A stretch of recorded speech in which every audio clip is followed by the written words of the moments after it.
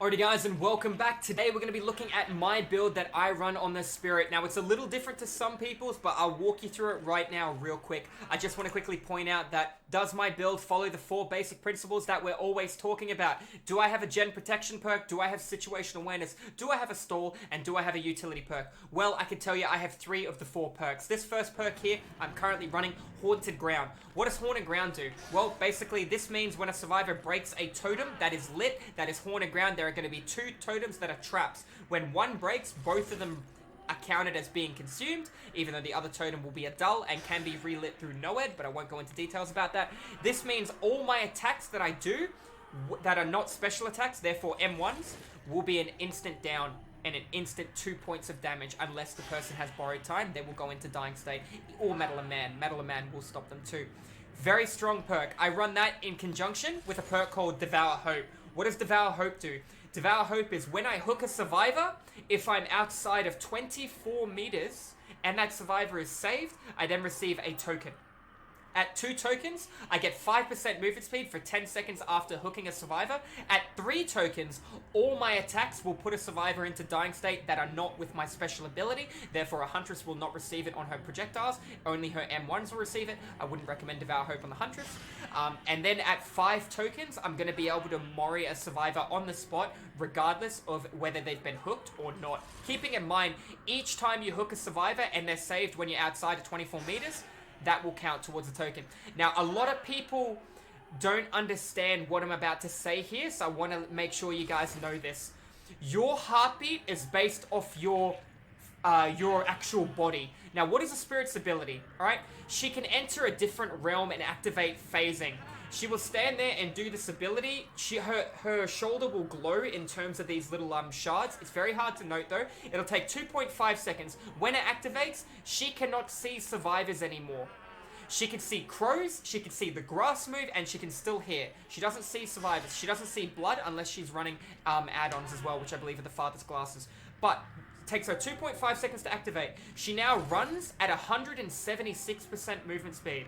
That's right. She goes from 110 by default at a 24 meter terror radius to 176% after activating her ability for 2.5 seconds. She then receives a massive lunge coming out of letting go of her ability. She can activate her ability for 5 seconds, and then she can't activate her ability for 12 seconds. She can only activate her ability when it is fully charged. Okay, so if she phases by activating her ability and runs around and uses about 3/4 of it, you cannot use it again. Much like Legion's Feral Frenzy, you have to wait until it's fully charged before you can use it. Now, keeping in mind, the whole reason I'm bringing this up is if you hook Jeff, you see somebody on Barbecue and Chili, you start phasing and going across the board. If a survivor unhooks while your husk is still there, you will not get a stack of Devour Hope. What is your husk? Well, when you activate phasing, your body stays somewhere, but a little ghost that the survivor can't see leaves the body. Your husk is still counting as a body, therefore a survivor cannot move through you.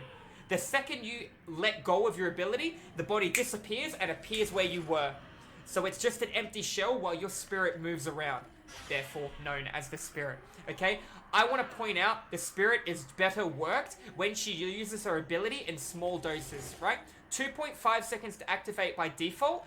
If you use about 0.5 seconds worth, you can do a crazy lunge and bait down or force down a pallet really early. I see a lot of spirits use their entire ability and stand there waiting, pretending to phase. Remember, when you activate your ability for that 2.5 seconds of activation, survivors are invisible to you. You can't see them. You can hear them, you can see the scratch marks, and that's all. You can see them run through grass, set off a crow, these kind of indicators. You can't see them on Nurse's Calling, can't see them through Barbecue and Chili, can't see them through Object. All that is not revealed. So you need to be smart about your movement. A lot of high-skilled spirits will do this play. They will look one way, and then they'll phase the other way. They'll make sure their husk is facing this way, because the husk never moves, and then they'll run this way. That way, if you're running a jungle gym, and I'm looking this way, I'm probably going to do a crazy loop around. You don't have to hide your light because your light's coming out of your corpse, your husk. right? She's a complicated killer to explain. She's easy to play. She has a high skill gap, and she, in my personal opinion, is the strongest killer in Dead by Daylight with add-ons. Without add-ons, I'd say Nurse is the strongest killer, even though the Spirit doesn't have a bad map. The Spirit on Liar's Institute isn't a great map for her, but she could still make it work. The Nurse on Liar's Institute is a test of how skillful you are at the killer. Very hard, but you can still make a comeback. If you have things like Infectious Fright, it'll help you out a lot. Keeping in mind the Spirit has no form of lethality, so she can't instant down. That's why I've got Make Your Choice and Devour Hope. I could not Make Your Choice, sorry. I have Haunted Ground and Devour Hope. I could replace Devour Hope for Make Your Choice for the consistency, as I have 3 totem perks here. 3 out of 5 totems will be lit. Chances of them all staying up, very slim. I have Thrilling Tremor. Thrilling Tremor will allow me, when I've downed a survivor, to pick him up. Every generator that doesn't have a player on it will have the entity's hands going around it, and it will be glowing white. This being said, any generator not glowing white means the survivor's on it. Then if I hook Jeff, I can activate my ability and go through the board. When playing the Spirit at the start of the game, trying to find a survivor, I recommend, if you are going to use your ability, make sure you use it into an area where you have a field of view. That way you can see, maybe you used it to a hill for information, look for a scratch, see a scratch on that tree, what do you see to your right while you're going towards that? Use information, generally a height advantage, or if an open area is where you should be phasing to. Alright, a lot of survivors will double back on their scratch marks. Remember, like I said, if they're running Iron Will, you can't hear them cry unless you're running the S++ tier perk on Spirit. That is called Strider. I'll explain that in a moment for you. A lot of survivors will run, and then they'll walk backwards on their scratch marks, and you will phase right through them. There is no collision through phasing. If David's standing in a doorway and you're in your Spirit form, you can go right through David. You used to not be able to, but now you can. So you can go right over him. You need to be listening for his breathing, for his running footsteps, for the cry of pain. Is he walking over or running over wooden floorboards, dirt, pavement, cement, concrete, snow? What is he on? Did you hear him inhale? That means he got in a locker. Did you hear it above you to the left-hand side? He got in a locker on the wooden floorboards above you. Did you hear him exhale? He got out of a locker above you to the right-hand side or below you to the left-hand side, and he's on concrete. Sound is your best friend as a Spirit. Therefore, her best perk in the game isn't even in my build.